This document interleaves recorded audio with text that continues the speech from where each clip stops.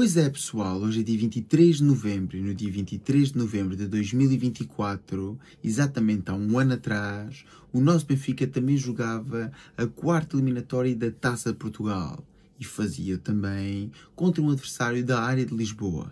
Mas desta vez jogava em pleno Estádio da Luz e o adversário era o Estrela da Amadora. A equipa de Bruno Lage entrava em campo com o Di Maria completamente em modo superestelar e precisou de pouco mais do que um quarto de hora para poder marcar 3 golos. O argentino fazia um hat-trick ao minuto 18, resultado desse que iria para intervalo.